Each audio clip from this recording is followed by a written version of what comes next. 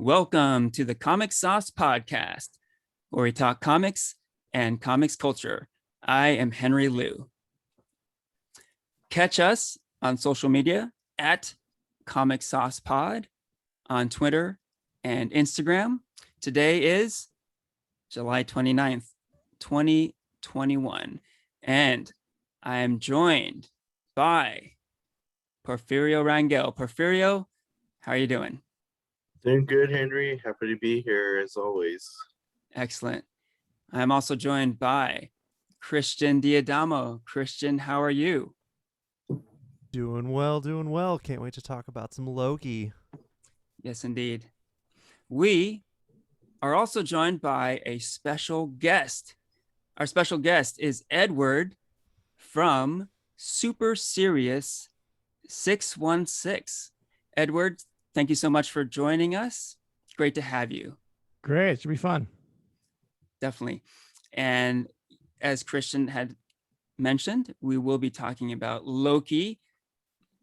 Loki season 1 has just completed on Disney Plus, and we're going to get into it.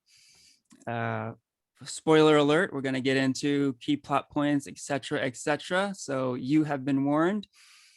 Before we do that, though, Edward, maybe you can tell us a little bit about your show, Super Serious 616. Yeah, happy to. It's a funny concept. What we do is Mike and I are effectively radio announcers in 1961, 1962, 1963, when the start of the Marvel Universe happens. And so we are in world, and we react to the public events that are happening in the world. We basically teach all of the stuff that is happening in those early Marvel comics, starting with Fantastic Four #1. And we treat it as if it was real, and we respond to it. So anything that's happening in private, when Reed Richards and the team go and defeat the Mole Man on an island in the middle of the Atlantic, we don't know what's happened, just the way that anyone else does. But presumably he comes back and does a press conference and tells everybody he's taking care of it. And so we respond to that press conference and respond to the alien invasions and the monster attacks and the plethora of superhuman characters that get thrown at us over those first few years. Phenomenal. That is so cool. Yeah, these days there are a lot of comics themed podcasts, including the one you're currently listening to. But so often the case is, like us, it's like a talk show format, right? What you've done here, Edward, is very different. It's very unique. The episodes tend to be much shorter than your typical podcast.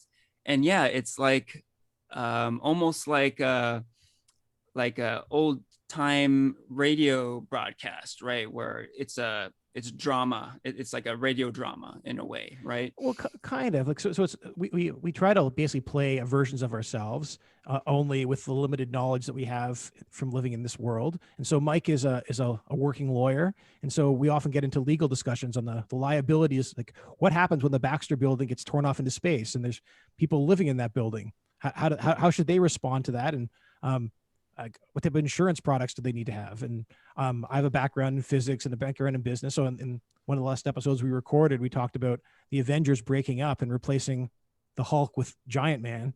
And we talked about like, how do companies handle executive changes? When you have a salesperson, say you're a sales leader and he's not doing his job, or he's not doing the job the way you want him to, but you can't afford to not have a salesperson.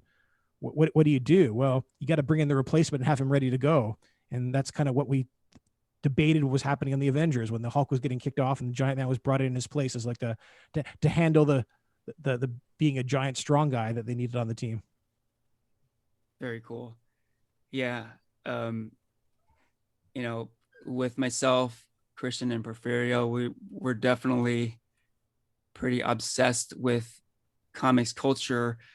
But what you've done here is taken this obsession kind of to another level. I think it's great because with Marvel, a big appeal to Marvel is the relatability of it, and your show has taken that really, like I said, to another level, right? You're talking about treating this material as if it was real, right, in a real life kind of scenario, and again, very unique and definitely cool.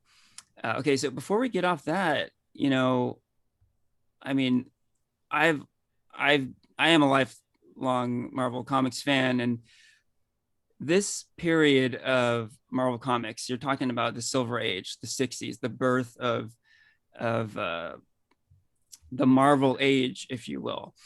A fascinating period, an important period. I think this is a great moment in American history, the Silver Age of Marvel Comics. And there was just incredible creativity during this period. What Stan Lee, Jack Kirby, Steve Ditko created in terms of characters and stories is really unparalleled. So someone like you, Edward, who is clearly fully invested in this period and the stories from this period, what is it about this age of Marvel Comics that you're so drawn to? I think what's most interesting, it's all it's where the founding myths were made. And I think most of us, if you have even a passing interest in comics, like my 6-year-old can tell you the origin of Spider-Man, and she can tell you the origin of the Incredible Hulk and the origin of Thor. But once you get past those initial origins, at least I wasn't that familiar with it. Like I wasn't really familiar with what was happening in Ant-Man in his 4th appearance. Like I don't think I really knew. I definitely didn't internalize it. And so going back and like reading this stuff and taking notes on it and paying attention to like what would this actually mean to the world happening, the world around you. It's been fascinating. And I think what makes it great is often that frankly, most times it's not great. There's these great ideas and these great concepts mixed in with like just, you can tell they're Stan Lee at the beginning was just flailing around trying to figure out what worked, right? Like Stan Lee was not this like master myth maker, the way like say George Lucas was, who had like read all or like knew kind of all of the old stuff, and was like trying to reconstitute it into a new form. Stan Lee was throwing stuff against the wall and hoping and seeing what stuck. Like he wrote romances and he wrote horror movies and he wrote Westerns, and he was just trying to find what could sell. And I think that combined with the business practices that were happening at the time, where I don't know if you guys are familiar with this, but Marvel shared a distributor with DC, and they had limitations on how many superhero comics they were allowed to make or whether they're allowed to distribute any superhero comics. And so all of the heroes at the beginning were basically snuck in as heroes. If you look at Fantastic Four #1, the cover doesn't look like a superhero comic. It looks like a monster comic. And even the storyline, it's a monster story about scientists fighting a monster, not the beginning of a superhero organization. Ant-Man didn't get his costume until his 3rd appearance. Or sorry, that's not true. He got his costume in his 2nd appearance, but he didn't get he wasn't a superhero. He was a top secret scientist studying ants until his 3rd appearance. All these characters came about almost like Stan Lee managed to sneak them in because he knew the superhero stuff would sell, but he wasn't allowed to sell superhero stuff. So he snuck these characters in titles like Amazing Fantasy and Tales of Suspense and Tales to Astonish, amazing stories. Like he fit superheroes into them. And when something kind of worked, they went back to the drawing board and said, how can we turn this Hank Pym guy into a superhero? How can we turn this Doctor Strange into a superhero? But none of them started as very few of them started as superheroes. Yeah, that to me is very fascinating too, how a lot of these now legendary superheroes were created during this interesting transition from horror comics to superhero comics. And I think that's kind of a forgotten thing, it's quite apparent with the titles of these comics. The first appearance of Iron Man is Tales of Suspense. The first appearance of Thor is Journey into Mystery. You kind of take it at face value now, but if you think about it, they're pretty strange titles for superhero comics, right? But it's exactly what you're saying, Edward. They happened during this transition from horror, right? So yeah, that's right. They weren't superhero comics, and then even once they started, like Hank Pym started appearing regularly in Tales to Astonish, the issues were like they weren't full length superhero stories. There was an Ant-Man story, and then there was like sometimes 1 or 2 or sometimes even 3 other stories mixed in. Yeah, like in every issue, in addition to like the comic book part, Stan Lee wrote like a full page short story that was kind of like random mixed in with your pages of like superheroes fighting each other. Yeah, really cool. I mean, we don't want to go down the rabbit hole here, but there is so much interesting discussion with these old comics. And yeah, I fairly recently read digitally the first appearance of Spider-Man, Amazing Fantasy 15. And it's exactly what you're saying, Edward. Yes, Spider-Man has a featured story in it, but it also has a lot of non-superhero stories in it also. And they're very strange, very weird stuff. So it's just really fascinating, all of it. Okay, so and just one last note. I think this is great. This is what fandom is all about. You know, like it's not just one thing. It's not just the superhero movie. You could be into comics fandom in so many ways. It can be cosplay. It can be comics writing.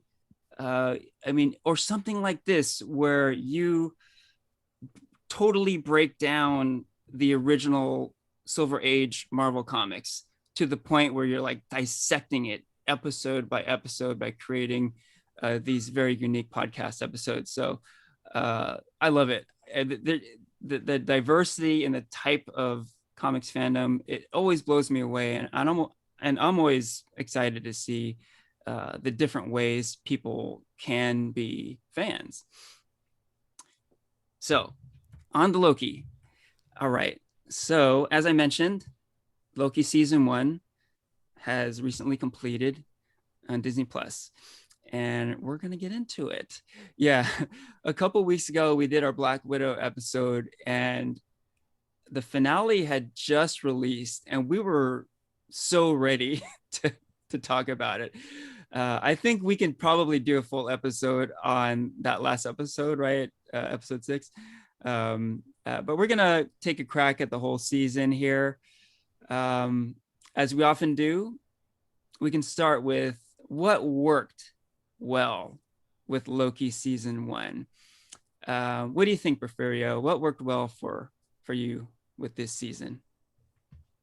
I felt like this show was different than what we've seen in the rest of the MCU. I mean, like earlier in the year, we had WandaVision that was just like, everybody was like, what the hell are we watching and everything. Then we went back to like Falcon and Winter Soldier, which was typical Marvel formula of like action and fighting and everything. And then Loki, it was kind of like a combo of both of like, what the hell again are we watching? It's like from the first episode, like I had no idea what the hell I was watching. Like Loki appears from the end of Endgame. He's not dead. What a surprise. And then all of a sudden he's taken to like this like the agency about escaping death and being in the wrong like timeline, and it was just hecka confusing, but I think that's what caught my interest from the first episode. And then from there, honestly, yeah, it just kept getting more and more confusing. And I think by the end of the show, I left the show with more questions than when I first started. But it was trippy and very different from Marvel. Yeah, I agree with a lot of what you just said. Yeah, you know, the show did answer a lot of questions, but like you, I walked away with a whole lot more questions at the end. But I agree too that it was very different, and I think it was a big plus. You know, like these Marvel Disney Plus shows continue to impress me in that they really aren't following any kind of formula. They're just putting out unique content. You know, it's really fascinating to see, you know, what gets released week to week. You just don't know what's coming, and I think that alone makes this show appealing, and it makes everything they've put out so far appealing. WandaVision and Falcon and Winter Soldier. So yeah, it was a pretty bizarre season. Some ups and downs. I definitely had some nitpicking here and there, but overall, it was just a unique experience, and Yeah. I do cherish that. What about you, Christian? What did you feel? How did you feel about season 1 Loki? Ooh, I had a lot of fun with season one of the show. Um, it reminded me of like a Terry Gilliam kind of movie, with like Brazil, Time Bandits, or Rick and Morty. I'm a big fan of Rick and Morty, Yeah, and Mhm. one of the writers is from Rick and Morty, of course.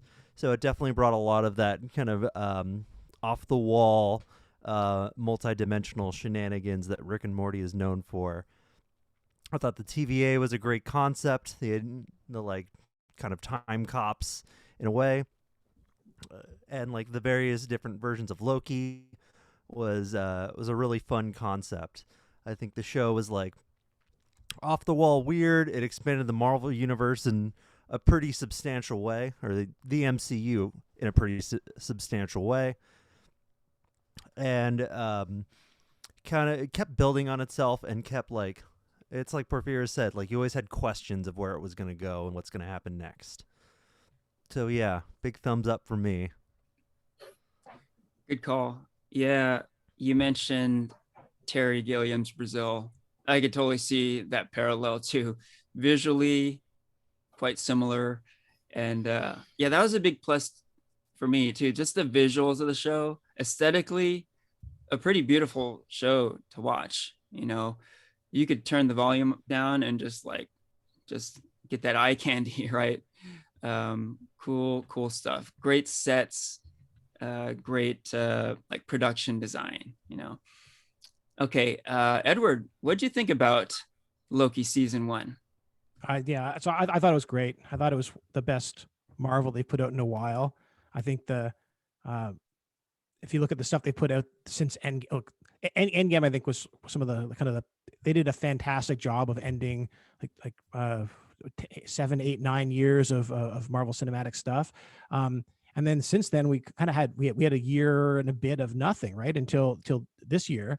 And Yeah, I think of the stuff that's come out this year, it's by far the strongest. I think there's a big gap to like the second best thing that came out this year, which is probably Black Widow, maybe Wanda, and then Winter Soldier. I thought was quite a bit below that.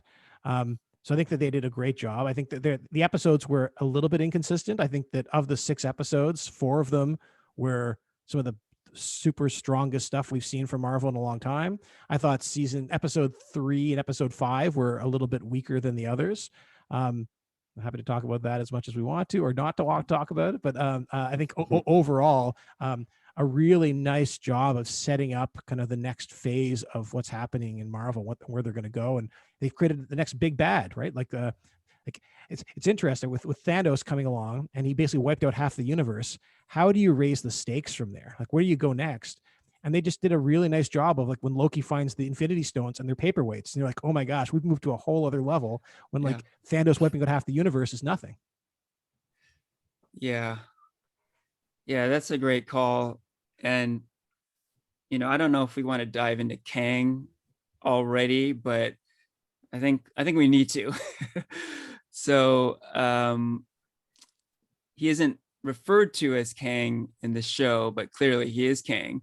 On the show, episode 6, he is referred to as He Who Remains, right? Great performance by this actor, Jonathan Majors. And yeah, that episode was really something else. Yeah, kind of like what you're saying, Edward. With Endgame, we saw this end of this tremendous storyline, wrapping up all the Thanos stuff, all the Infinity Stone stuff, and we all walked away thinking, okay, how in the hell are they going to top that, right? And it wasn't even so much, like, how are they going to top it, but like, how are they going to even like follow that up? How are you going to follow that act up, right? So it sure as heck seems like Kang is going to be the next big bad here. Mhm. And or big bads, because they're setting yeah, up. There's not going to be one of them, right? There's going to be plural. like Jonathan Majors is going to appear many times in different forms, and maybe sometimes he's going to be good and sometimes he's going to be bad. You don't even know. Mhm. Yeah, that is a great point. This idea of a multiverse has really come to the forefront, and yeah, it's most likely not going to be just one Kang. It could be Kang from a number of different universes with varying degrees of sanity, varying degrees of evil, varying degrees of kindness. You just don't know, you know? So yeah, where do we start here? Well, okay, the episode itself, episode 6, is interesting because there was a lot of talking.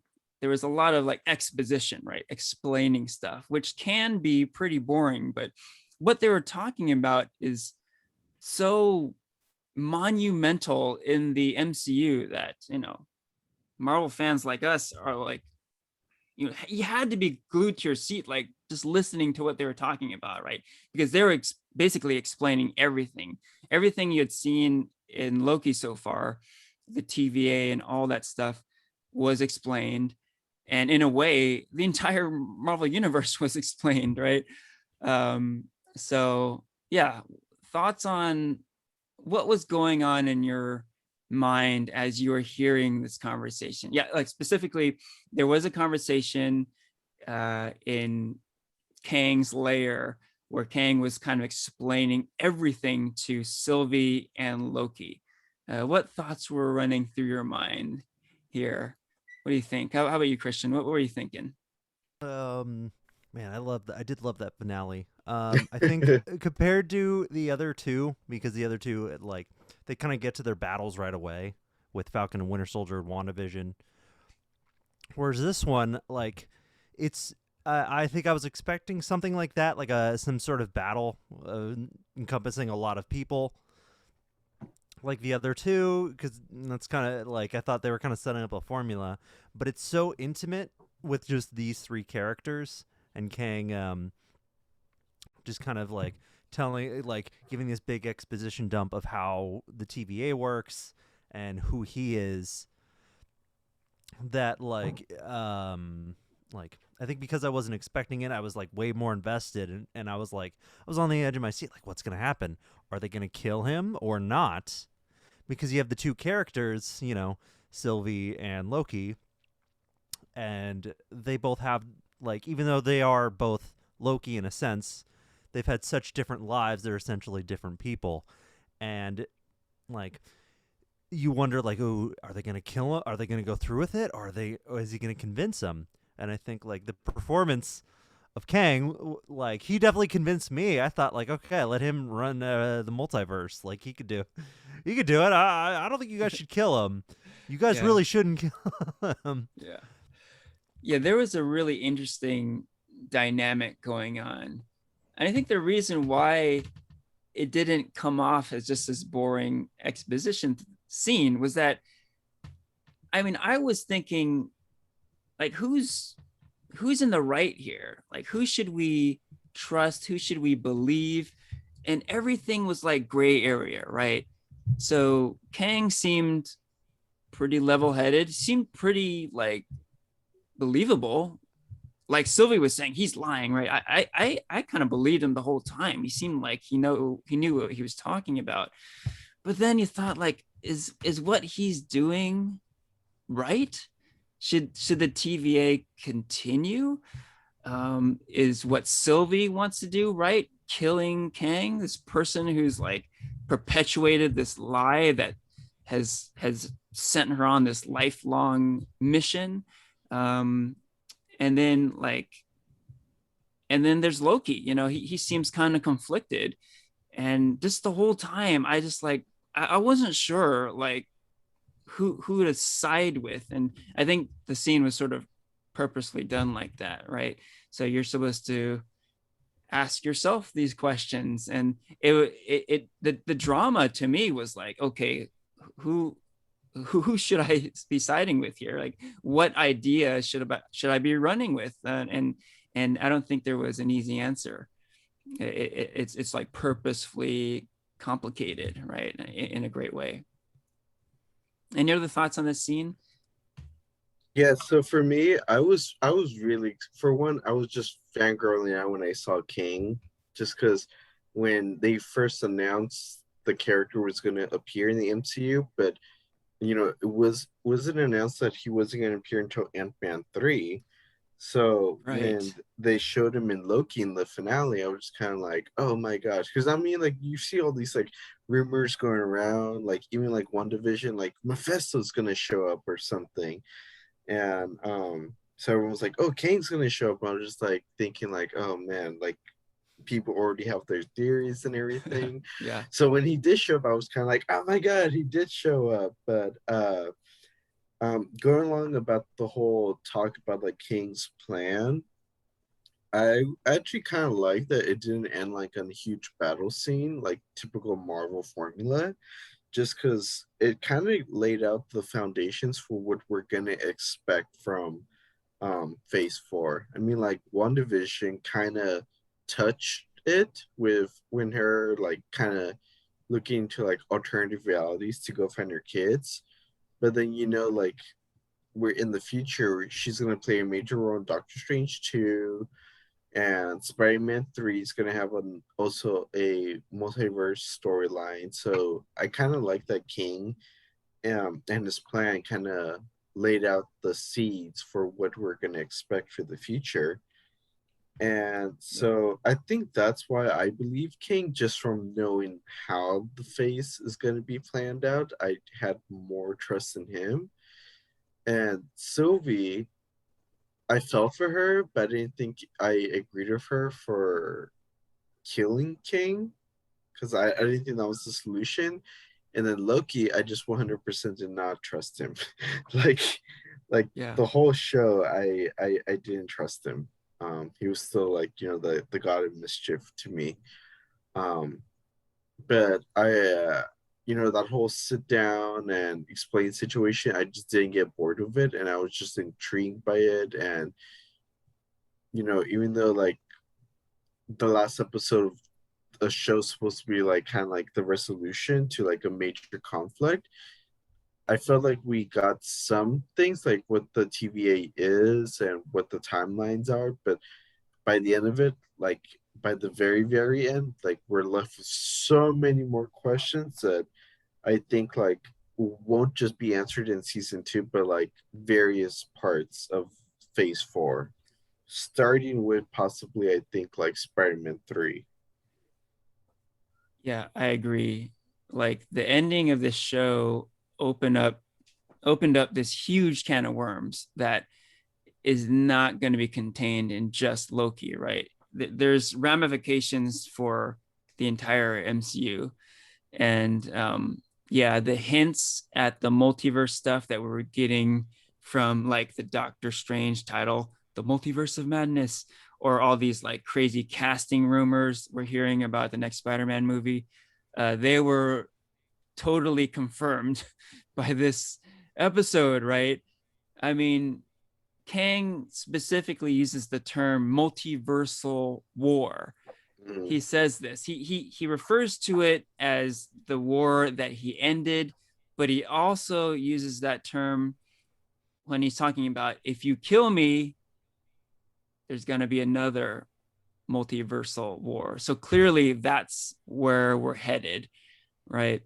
And the possibilities are like truly limitless. So it's pretty exciting stuff. But yeah, kind of like what we're saying, we got some questions answered, but a whole lot more questions came with this finale.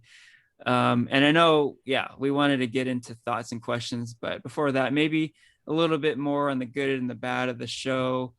What else? What else was good? What else worked for you guys about Loki season 1? Anything specific?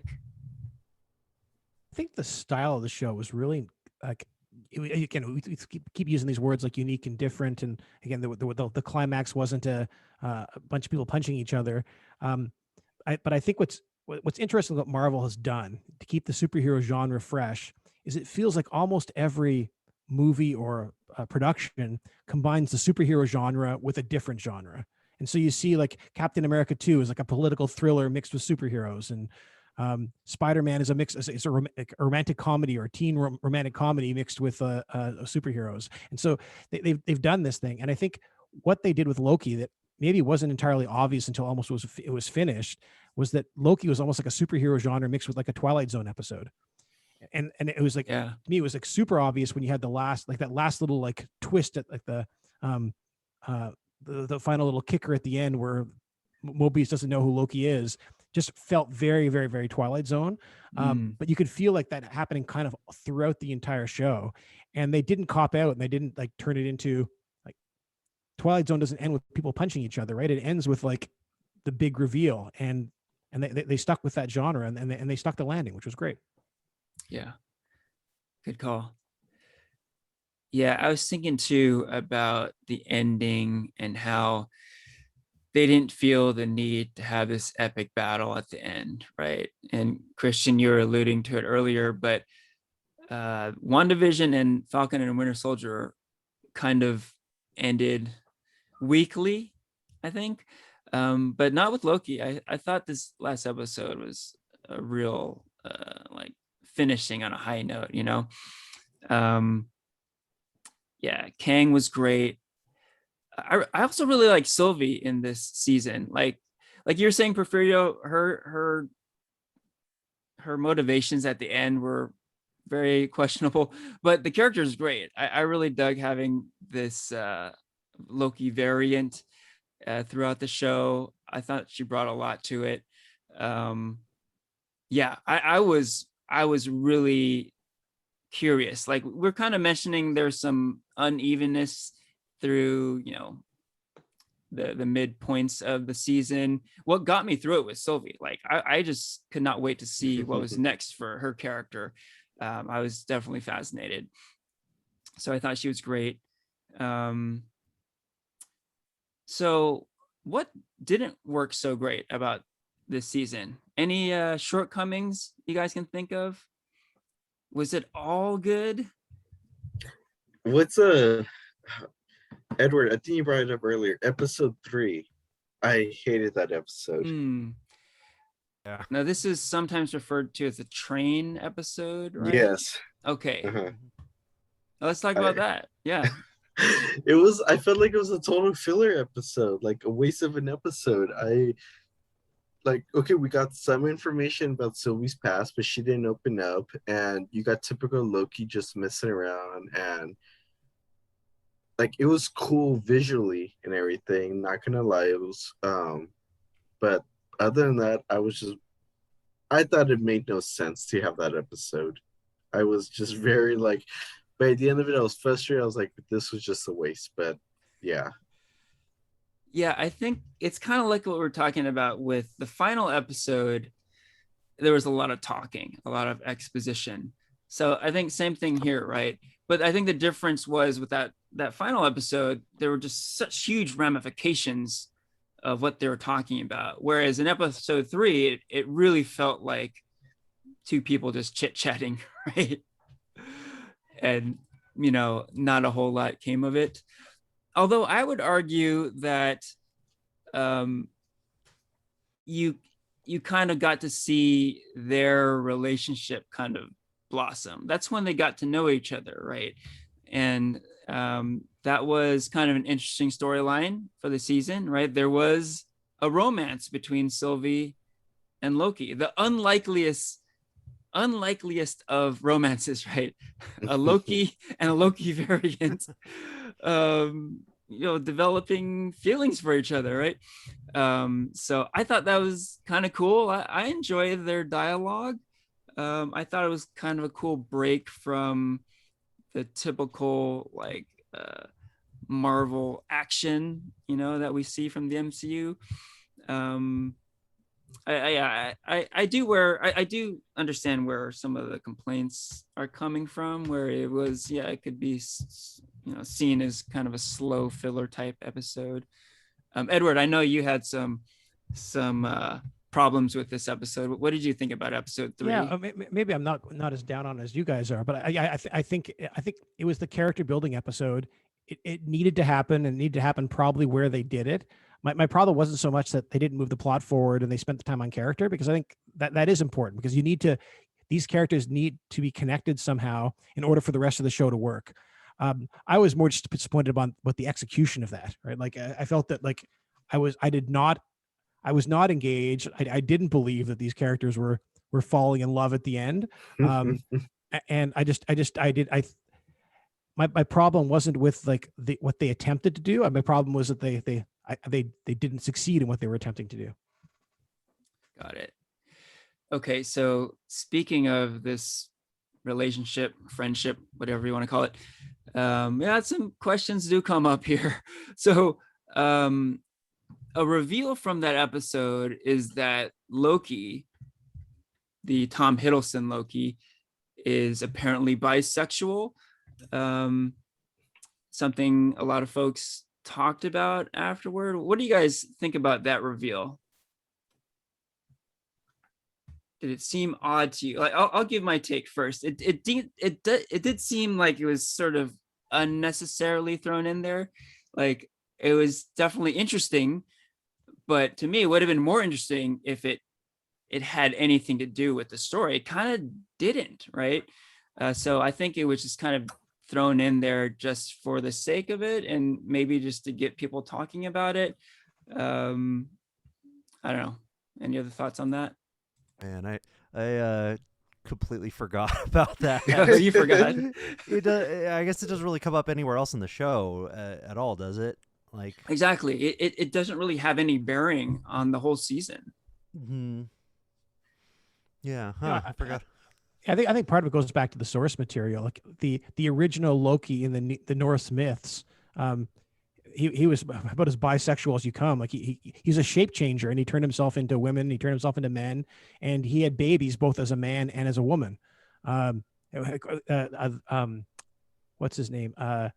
Odin's horse, like, that he uses, is actually it's Loki's baby that he gave birth to when he turned himself into a female horse and was impregnated by another horse and gave birth to this horse that Odin uses. And so his sexuality in the original material was about as like open, I guess you could say, as possible. And so I think like there were a few things like that where they were throwing things back to that earlier material, the source material, and I think that was just one attempt to do that when they were trying to, like, again, spend time building these characters and giving them more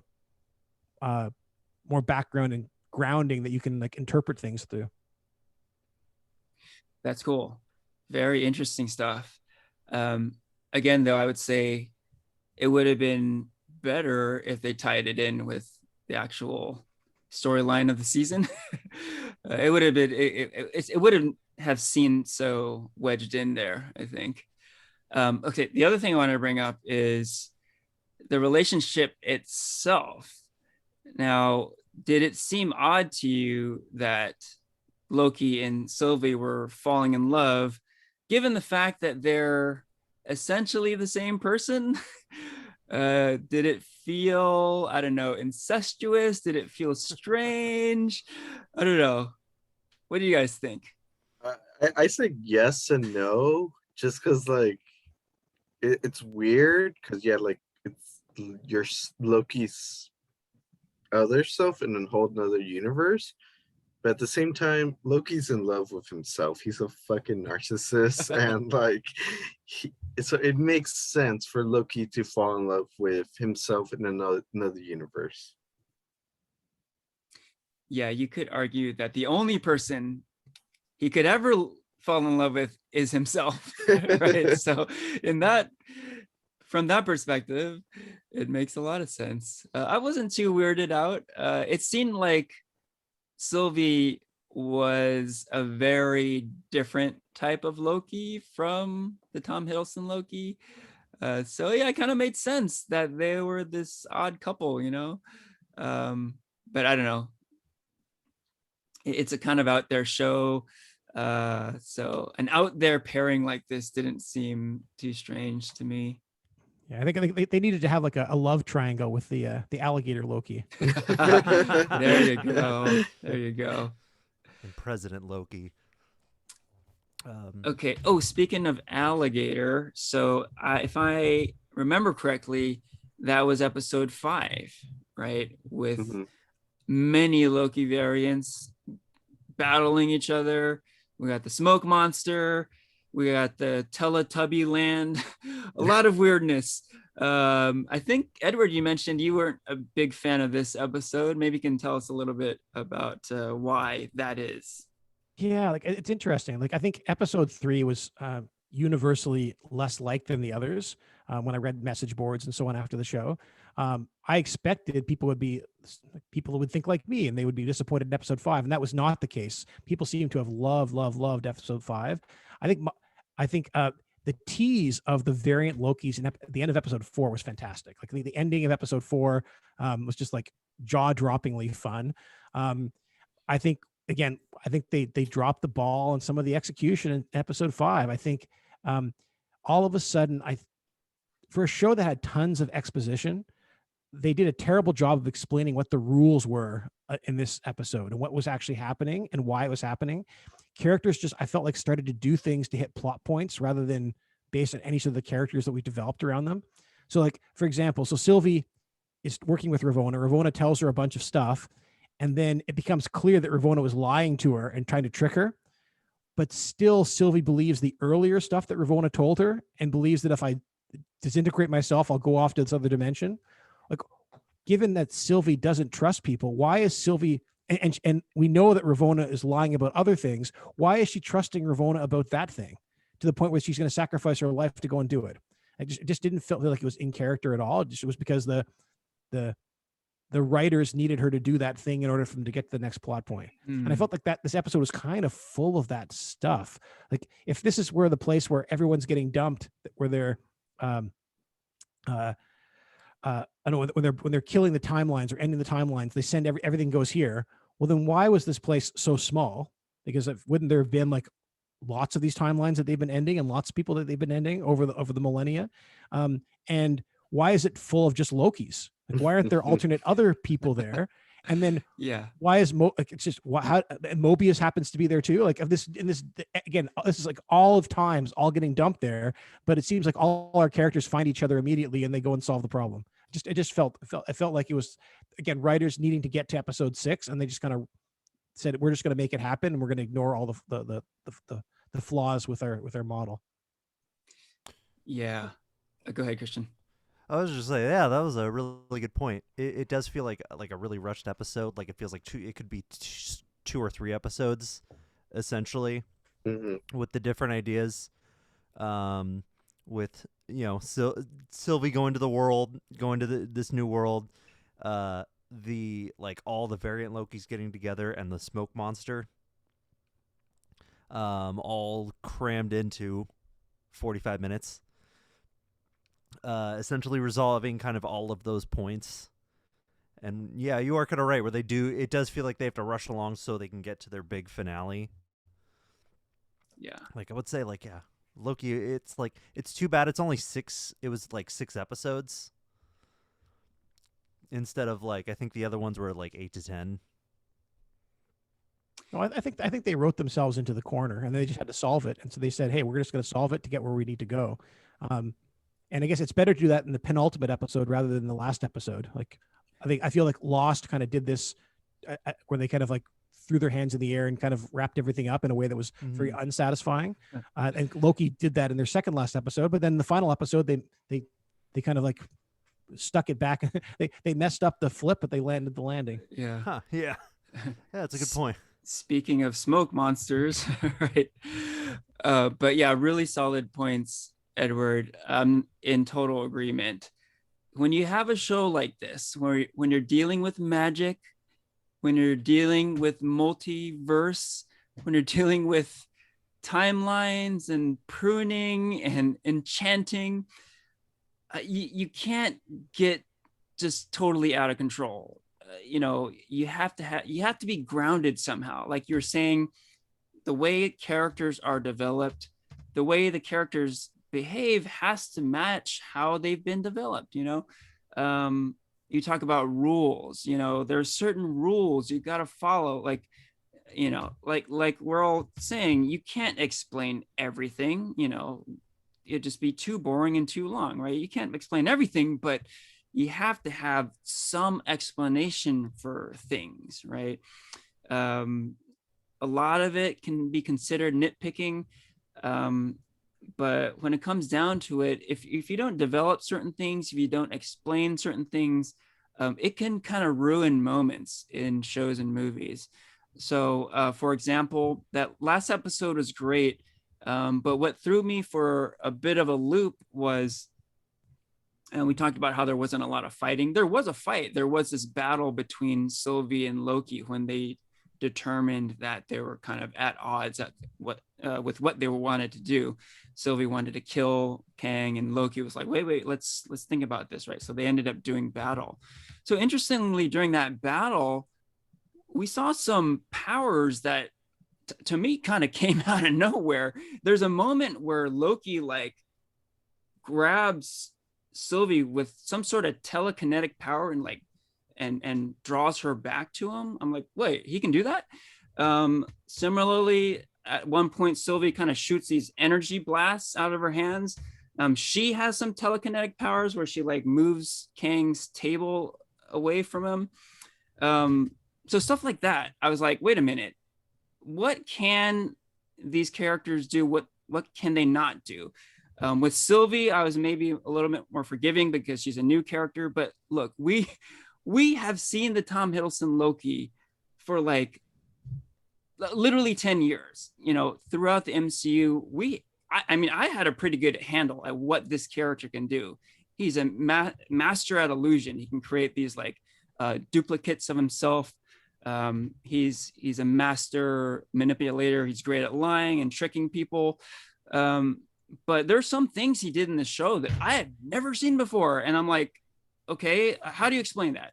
And it just took me away from the show. Moments like that. And I think the season is kind of chock full with these moments that they're a lot of fun, and they're goofy and silly, but logically, they don't work, right? I was definitely disappointed at points in the season where there were moments like that. Okay, here's another topic that I think is worth discussing, and that is the Loki character. So, like I said, we've seen this Loki for 10 years. He was in the 2011 Thor film, right? And he's been in the MCU a whole lot since then. But up until this series, he has been a villain or a side character. For the first time, he's a leading man, right? How do you guys feel about Tom Hiddleston as Loki, as the lead of a TV show? Was it weird? Did it work? Did it not work? What do you guys think? In my opinion, I don't think it worked, just since, like every time we see Loki, he's so deceiving and such a manipulator.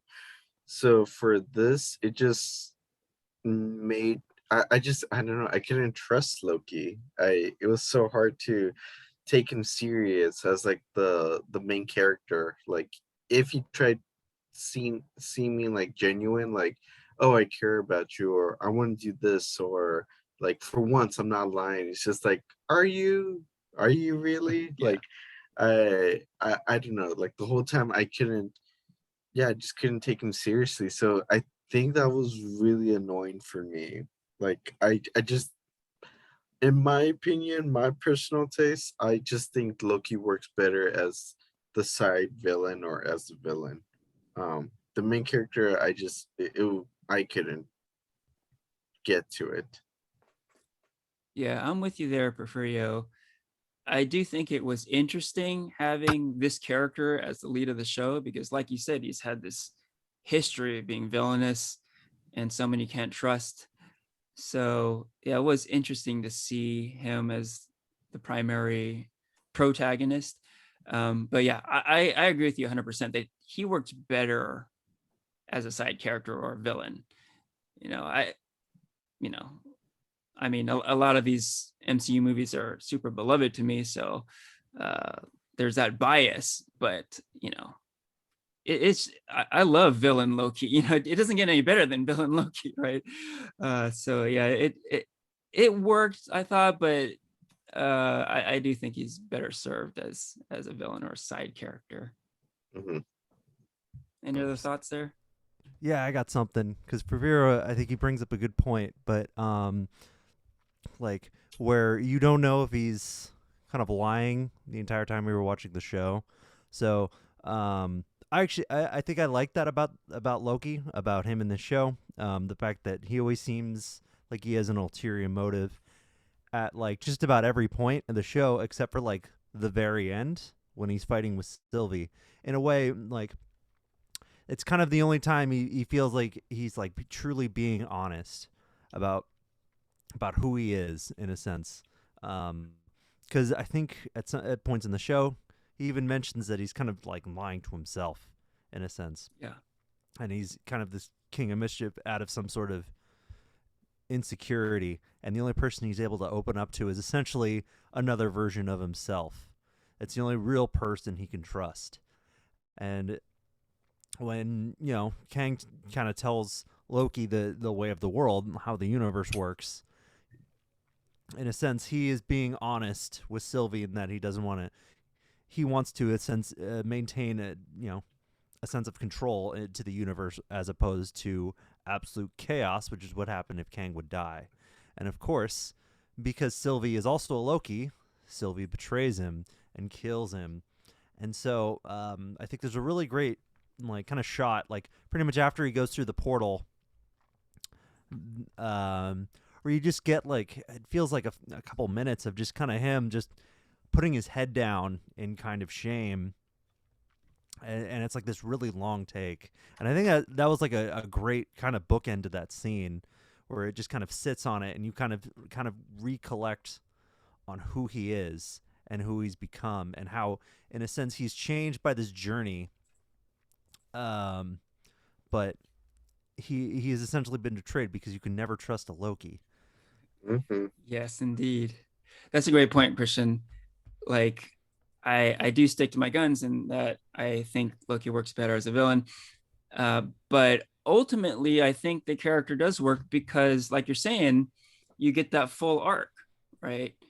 There is like this redemptive quality at the end where he's kind of learned from this crazy journey he's been on, right? So, yeah, that was pretty cool.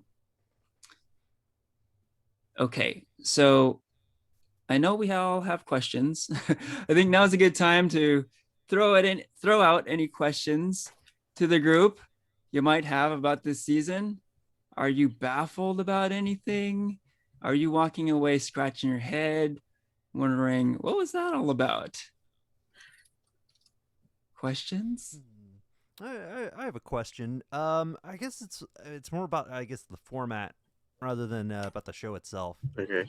So, the way we're talking about Kang, how he's like the new big MCU threat, Mhm. the way we're talking about this is essentially, even though it's not the first part of Phase 4, in a sense, it kind of establishes where the universe will go. So, what do you got? Like, do you guys think this could have been a movie? The way we also kind of mentioned that 3 and 5, 3 kind of felt like a filler. 3 and 5 is kind of rushed. Do you guys think this could work as a movie? Would you guys want to see a shortened version of this as like the beginning of Phase 4? In a sense, if this kicked off Phase 4 as the first movie, do you guys think this works, or do you guys think it's best in its own kind of mini series or kind of format with Disney Plus? And since it is, what do you guys think this says about the MCU kind of moving forward, as opposed whereas before it was all movies, Agents of S.H.I.E.L.D. supplemented a little bit, but now it feels like the MCU really exists in these Disney Plus miniseries with the movies supplementing it in a sense. So that was like 3 questions in one. So pick and choose. I think no, I think this show just based on the storyline and everything worked better as this mini 6 episode series. Um, I think this movie should have been the first to kick off Phase 4 instead of WandaVision, just because again, like this really kicks off the multiverse. Um, but in terms of your second part of the question, I think that this, yeah, it goes to show that probably the majority of the story for like Phase 4 is going to be within the TV shows, and then it kind of uh like resolves itself, or like yeah, like resolves itself within the movies. Yeah, like WandaVision and Falcon and Winter Soldier, like it told a story about what was going on, but you could obviously tell it's like setting up for something bigger. Like WandaVision, it's gonna lead up to Doctor Strange 2, and then Falcon and Winter Soldier, it leads up to Captain America 4, which was announced like hours after the finale aired. And there's a whole subplot with Madam Hydra at the end, which Black Widow is also connected to. So this movie, I feel like I said earlier, like I don't think season 2 can resolve the issues that were um, laid out in this season, but it's going to take like a lot of different MCU projects to kind of figure out like the direction that the Marvel universe is going. Yeah, I think your question about movies or shows, which will be leading the way now? I don't think we know. I think the lines are kind of blurred there, right? I think the bottom line is you really have to watch it all now, right? There is no like optional content, right? It's all like critical MCU viewing, required viewing. But the other question you posed, would this season work as a movie instead of a TV show? I would say definitively, absolutely not. I don't think so. It's just too bonkers. It's too out there. And maybe more importantly, is the fact that a lot of the show is explaining shit, the expositional quality, right? Like you could argue the best stuff was in that finale where they explained this multiverse, right? And you need like a long format for that. You need a TV series. You can't do that in a movie where you just spend 2 hours explaining shit. Just yeah, no. So yeah, for what it is, I think it's good. I'm glad they didn't decide to do a Loki movie instead of a Loki show like they did here, and the fact that they're doing season 2 is cool because maybe we'll get more answers, maybe more questions too, but at least we'll get some more answers. It feels a little bit like the television shows are providing background for the movies. Like if we look at like what happened with Yeah. Winter Soldier, when we left Endgame, Steve Rogers hands the shield over to Anthony Mackie, to the Falcon, and says, "Hey, you're going to be the new Captain America." And he's like, "I don't know if I can do it," and so on. And the television then kind of reverts back on that and says, "Oh, he didn't accept it." He goes through a whole process, and then he gets the shield. But at the end of Winter of Falcon, Captain America and the Winter Soldier, he's kind of in the same spot that the audience saw him in when Endgame ended. Only we people who've watched that additional piece of content have like gone through some storytelling, got some more background to see kind of where he's at mentally, but they aren't going to be lost when they see him next and he's Captain America. If you saw Endgame, it would make sense because that's kind of where the show was ending. And it feels like that's what they're doing with these shows, is they're providing more background for people that care. But if you don't watch the shows, if you just watch the movies, you should be able to follow along on the storyline. Because I don't think what Marvel doesn't want to do is get to the point where nobody understands the movies unless they've watched 23 other movies plus another like 18 other shows, because they're releasing shows at such a high frequency going forward that requiring someone to have seen it all before they can watch a movie it's not gonna do very well for their pocketbooks. That's a great point. I think for fans like us, this is really required viewing, but let's say for a more casual fan, maybe the TV shows aren't completely critical must-see viewing, right? Your example of the Sam Wilson character is great, because if we see him in Captain America 4 wielding the shield, a casual viewer could easily make the connection from the end of Endgame to that point. It just so happens that it's much more interesting to know the whole backstory of his transition from Falcon to the new Captain America, right? And the same thing here, like when we see the villainous Kang appear, that character will probably work just fine as a standalone without any knowledge of this like kinder, gentler Kang from episode 6, Loki season 1. But it's sure as hell a lot more interesting to know that whole backstory, right? So yeah, that's a great point. I think maybe it's not super critical. You have to watch every episode of every Disney Plus Marvel show, but you get a lot of cool background. So hey, speaking of season 2, that's a good question. What do you guys think is in store for season 2 of Loki? What's next? That was, I should call out, that was the post-credit stinger on episode 6. I know you guys were just like me. You're waiting for that extra scene, right? Like, what could it be, right? And kind of disappointingly, there wasn't, but we got the thrill of knowing there will be a season 2 of Loki. The question is, what will be in that season? Any thoughts? Any speculation, perhaps? Well, I think what's also interesting is we know that there's going to be more of this multiverse stuff going forward, right? So we know that there's going to be something about multiverse and Spider-Man. There's clearly something going to be happening in Doctor Strange. Yep. Who knows what else is going to happen? Because I think what we don't know is when season 2 is going to appear. It's clearly not going to happen before Spider-Man or Doctor Strange. And there's lots of rumors that Loki's going to appear in Doctor Strange. So how is that going to work out? Is like, well, and I'll throw this out there too. As far as I know, I don't think the Marvel team fully knows either, because the director of Loki 1 is not running season 2. She kind of like threw that out there and said like, hey, someone else is going to take over and figure out where to go with this. Right.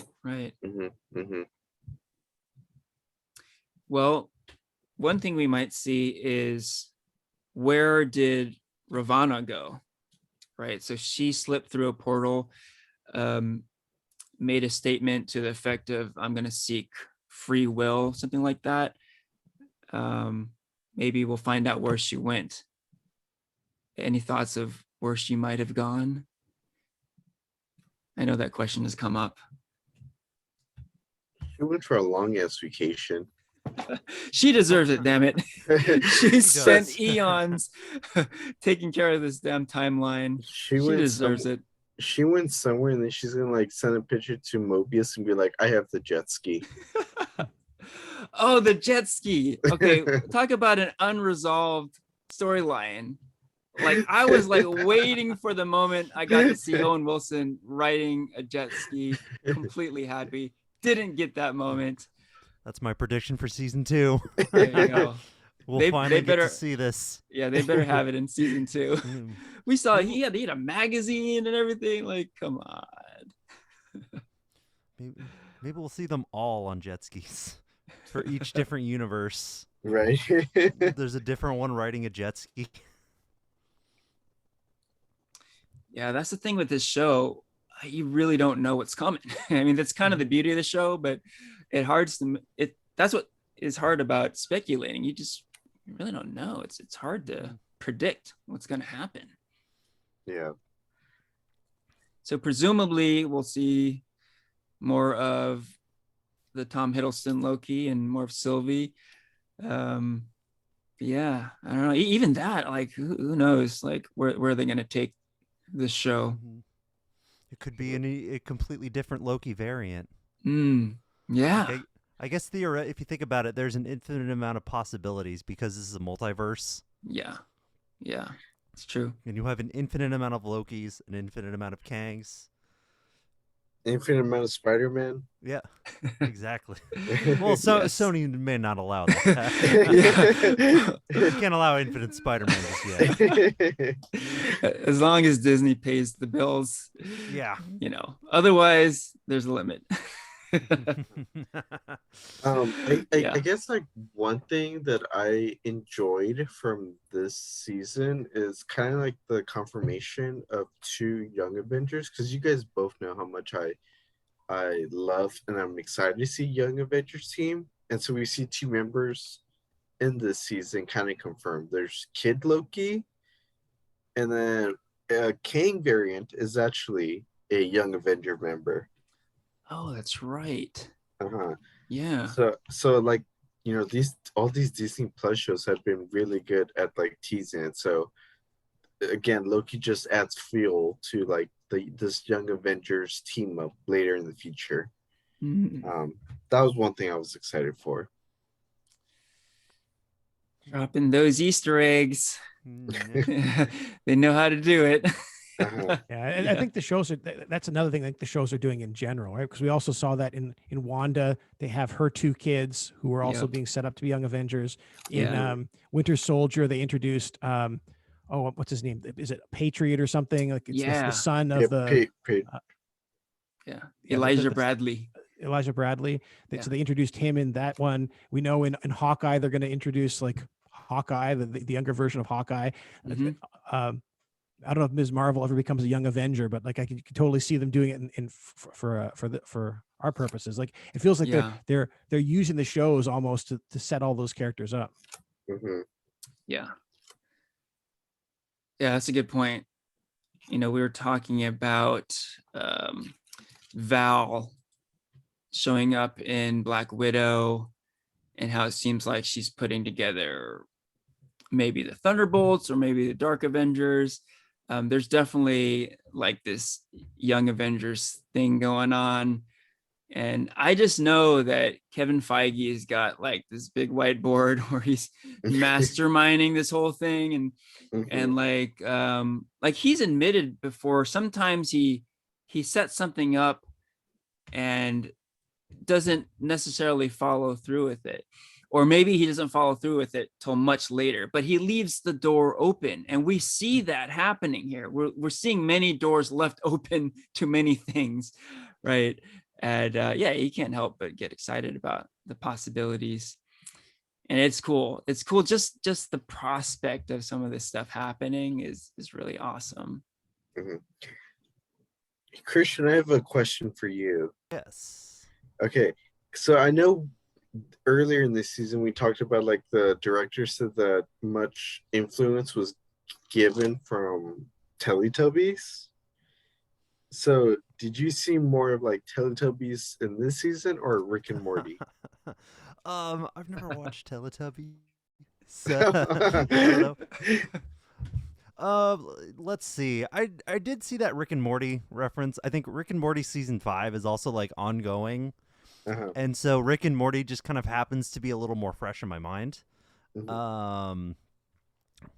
And so like yeah, I remember you did show me that they were influenced by Teletubbies, which Uh-huh. is pretty funny. And so like I definitely felt that Rick and Morty reference. I think it's almost hard not to do a multiverse type of idea now without referencing Rick and Morty because it's Yeah. become so popular Mhm. in a way. But like, yeah, the TVA definitely. I was definitely thinking of the movie Time Bandits, and let's see, another great Terry Gilliam movie is 12 Monkeys. A Yeah. great time Mhm. travel movie where they Mhm. that organization that is sending Brad Pitt back. I definitely got a vibe of that as well. Mhm. Yeah. Yeah, speaking of Rick and Morty, the final episode of Loki takes place at the Citadel at the end of time. And in Rick and Morty, there just so happens to be something called the Citadel of Ricks. Now, coincidence? I don't think so. I don't think so. So maybe in season 2 we'll get the Citadel of Lokis. We got a little bit of hint of that. Yeah. President Loki, but maybe now we'll get an entire Citadel. Yeah. So does Disney own Rick and Morty? No, Warner Brothers does technically. Okay, or maybe not yet. I guess so. They gotta buy Warner Brothers first. With Disney, it's always not yet, right? Yeah, I know, right? Just a matter of time. Like I know they're owned by Warner Brothers because Rick and Morty appeared in Space Jam. Oh my gosh, yeah, that was a whole nother What? multiverse kind of thing. Wow. The serververse. The serververse, that's exactly what they called it. Yeah. Okay, so I think we can get close to wrap up time. Before we do our ratings, any final thoughts on Loki season 1? Oh, let me pose this question too, because in my mind, there was some parallels between Watchmen and this episode 6 finale. The parallels I saw was between Kang and the Ozymandias character, where they're doing this incredibly complicated scheme in order, in the case of Watchmen, for Ozymandias to save the world, and in the case of Loki, for Kang to save the multiverse, right? They're sacrificing lives for the greater good. And it's a seemingly insane character who is seen by many as a great villain, but in his mind, he's doing what he needs to save the universe, right? Do you think Kang was doing the right thing? Like I had very similar thoughts about Ozymandias. Was he doing the right thing about like dropping these giant squids on the world in order to save the world? Was Kang doing the right thing, creating the TVA, pruning these people, killing people, sending these people to this terrible place in order to save the multiverse? Was he doing the right thing? What do you guys think? I think they did a better job at least making it plausible that he's doing the right thing than they sure did with Thanos. Like Thanos, they try. I think there was like this attempt that like he had a motivation and he was going to try to like save the environment, but at a certain point, like killing half the universe was just like there was no way to like turn that into, oh, maybe Thanos was right. Like you could write an Atlantic piece on it, but come on now. Whereas I think that they've done a much better job this time of like saying like maybe that the person, this villain that we're working with, is in the right, and our heroes, our protagonists aren't. I think they left it as an open question, but as a serious consideration. I know. I think Kang convinced me that he was doing the right thing. I think because like we don't know what this multiversal war looked like, but it because it sounds like, you know, a multiverse. It's on an entire scale essentially beyond our comprehension of what it is and how many people may have how many beings may have died in this. And so the idea of it's almost like he's kind of like holding back like an eldritch, something more eldritch in a way. The idea of like infinite Kangs who may be evil. And so he did convince me that, you know, like, okay, he is a bad guy, but he's the one keeping us safe, in a sense. Mm-hmm. Yeah. What do you think, Porfirio? I think, I don't know, from a storyline standpoint, I feel like the writers convinced me that he was doing the right thing. But just from like, you know, like a writer's point standpoint, like I just feel like it just leaves so much room for like the rest of the MCU for an endless amount of possibilities that could maybe lead to like lazy writing. I've said it so many times before. Like that's one thing I hate about like multiverse like storylines about like, is someone really dead? Like who this can happen and this can happen. Like there's just like no like concrete answer of how to get from point A to point B. But in terms of the storyline, just moving it forward, I felt like he was, and it just makes the audience that more invested into what's going on. I think one thing that he's done, to your point, is that they've extended the life of the MCU with this world. Mm-hmm. Because now they already have been setting up the fact that like, hey, the Falcon is going to be the new Captain America. We're going to have a Captain America 4 movie with a character that we're invested in without Chris Evans, and they've said that Kevin has said that where they're not going to recast Captain America. They're not going to have a new person come in and play Tony Stark after Robbie Downey Jr. is gone. They're just not going to do that. But now that the MCU has made it so that, hey, there's a Loki character that looks like an alligator, and there's a Loki character that's a kid, and there's a Loki character that's old. They're not all played by the same actor. This allows you to open up the possibility of like, hey, somewhere down the line, some Captain America from a different multiverse comes in and gets back in play. Yeah, very very much like what they've done with the comics. They've taken beloved characters and continued their stories, but with different people taking the mantle, right? So yeah, I think what can work in the comics can work in the movies and on TV for sure. And just to play devil's advocate, I was definitely buying into what Kang was talking about. He had a great pitch. He had a great presentation with his little like clay models and stuff. I was buying it, but then it got me thinking that he's basically telling the story from his own perspective. So Sylvie's calling him an outright liar. I don't think it was an outright lie, but he certainly could have been exaggerating some things, right? He was basically saying, if we don't do this TVA thing and pruning and protecting the timeline, like we are screwed. Like the multiverse will like just will be no longer. These crazy kings will come around and like we're done. I it's hard for me to believe that, and I think there was some exaggeration there, and I don't think it was absolutely necessary to have this all controlling organization, the TVA, take care of everything. I feel like he was kind of doing a bit of salesmanship there. I think that's why I think in the end I was kind of siding with Loki. Like he wasn't outright, okay, let's just take over the TVA and we'll be good. He was just questioning. He was like, wait, don't kill him yet. Let's think this through. Like that's how I was reacting to the whole story.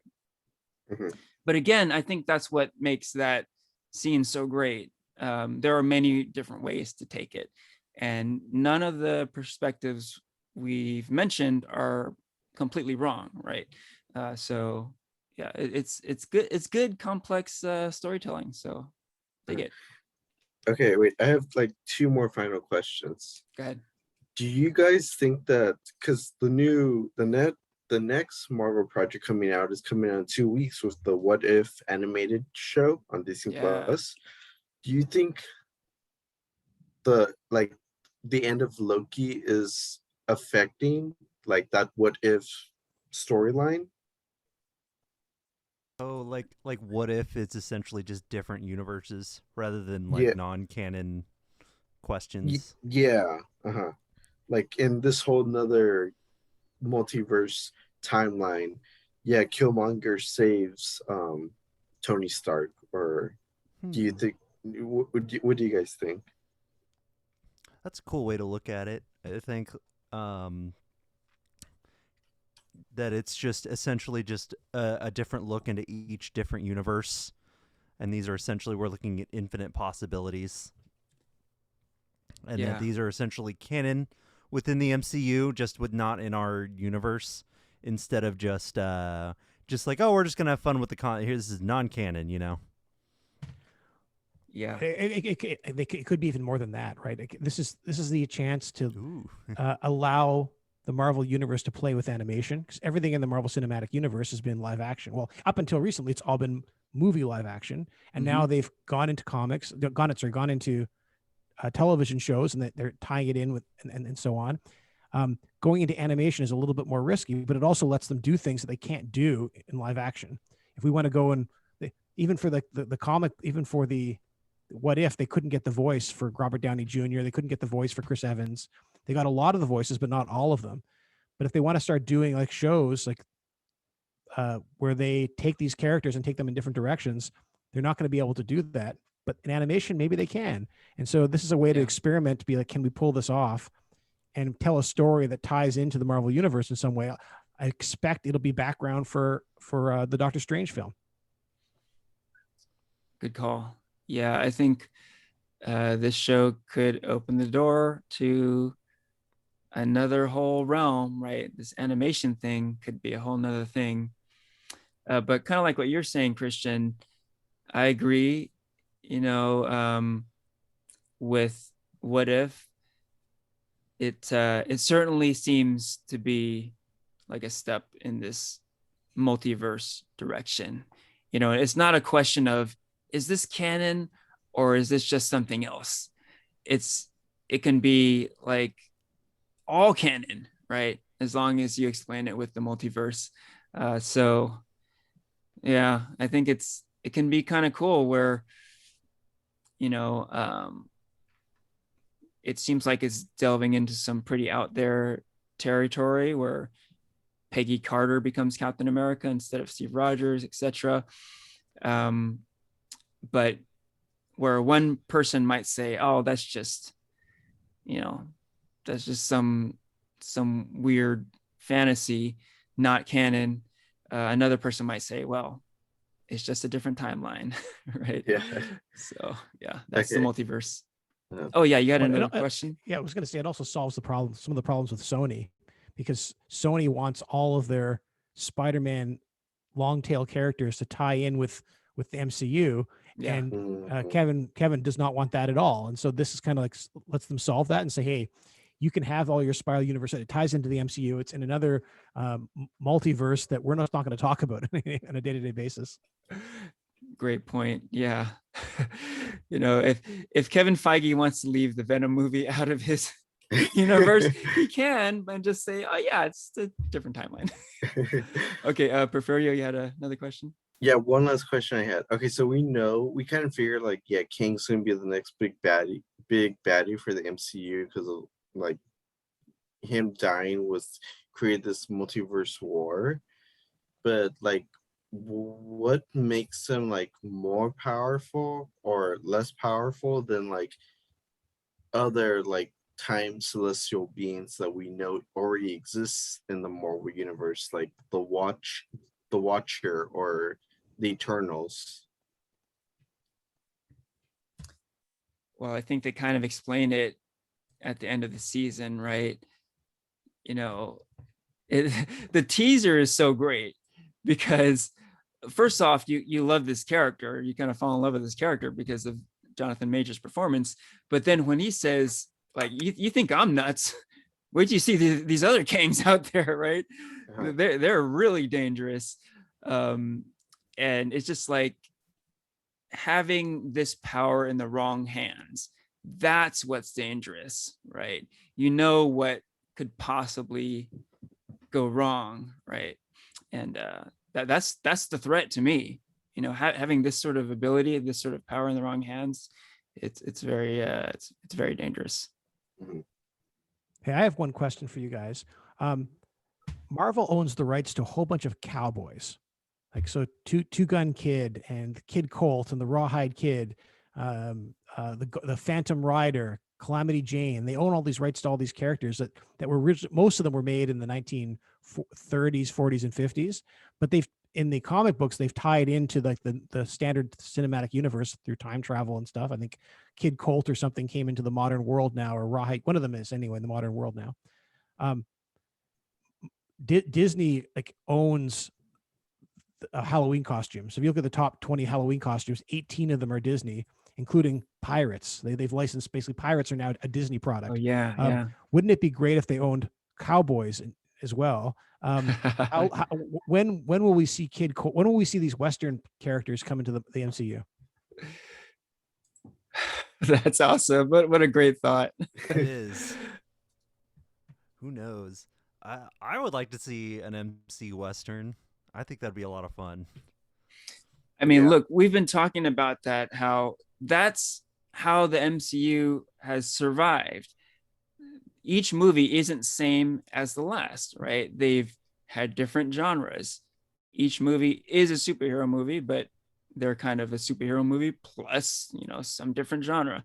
The one genre they haven't delved into is Western. So why not a Western? I'd go see that. Why not?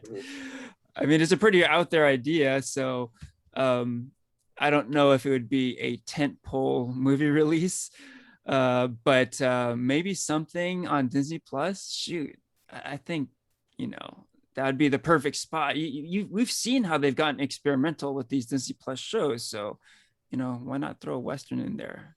Yep. Mm-hmm. They already have time travel in the MCU. So yeah, why not? Yeah, exactly. Yeah, hey, Disney's done a really good job or Marvel has done a very good job on very like not like C-list characters. Like the Guardians of the Galaxy are very, very C-list, and they turn them into superstars. Like, why not do a Western revival? Totally. Definitely. Okay, so we can go all day about the Marvel multiverse and time travel and all that cool stuff, but I think it's time to wrap it up. So let's give our ratings. Out of 5 stars, what would you give Loki season 1? Why don't we start with Edward, our special guest? What do you think? Well, this is my first time ranking anything, so it was very good. If I were to, there's 26 or so Marvel properties right now, and I would definitely put it in the top 20% of that. So if you took all of Marvel properties and spread them from 1 to 5, Loki sits in the top decile, I think. So give it a 5. Right on, 5 out of 5. Okay, how about Christian? What do you think? Right. Let's see. I think about probably a 4 out of 5. I think that yeah, like episode 3 and 5 were not as great. I think episode 4 and episode 6 were like, top tier 5 out of 5. I love those episodes. And 1 and 2 is like kind of getting you into the flow and like kind of the world of the show. We've said a lot of great things, and there are quite a few drawbacks, but overall, this is I think my favorite of the Disney Plus shows, and I'd highly recommend. Cool. How about you, Porfirio? I would honestly give it probably a 3 out of 5. I enjoyed it, but I just think that it was just all over the place. And like I said before, I didn't trust Loki as the main character. And I see that, it sets up the seeds for the multiverse. But like off the top of my head, I could just name out a lot more things I didn't like from the show than what I liked. Not to say that it was a bad show. I would still recommend to anybody. But it just wasn't my personal cup of tea. Got it. Okay, so I'm going to go with 3 out of 5 also. Definitely enjoyed the show. And I do think about the past Disney Plus shows also. I gave WandaVision a 3, and I do feel kind of a similar feel in terms of my satisfaction levels, Loki and WandaVision. So I think 3 feels right there. But also I was thinking about my anticipation levels. So, with the previous 2 shows, I found myself staying up till midnight so I can watch, like, boom, midnight, watch the show, or watching them multiple times. Never did that with Loki. I never watched at midnight. I never watched it a second time, any of the episodes. Oh, wait, I guess I should correct myself. I watched that finale twice. I did do that. But that was a little bit more in preparation for our discussion here than just like needing to watch it again.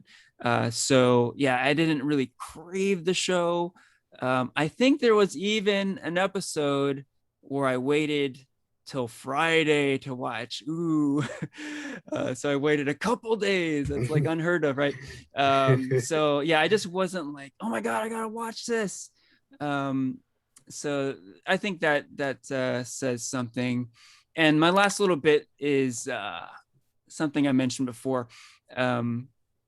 This show was, I think, a pretty good example of expositional storytelling, particularly that last episode. People talking, explaining stuff. That can be very boring, but it also can be pretty engaging, you know, and I think that last episode did well there. But ultimately, I think the entire season can be considered expositional storytelling. It's just explaining stuff going on in the MCU. And I never got that feeling of the visceral experience that we get so often with the MCU. You're really in it. You're really like feeling what's going on. This was more like the supplemental material. Like, you're getting great explanations for what's going on, and it supplements those great visceral experiences really well.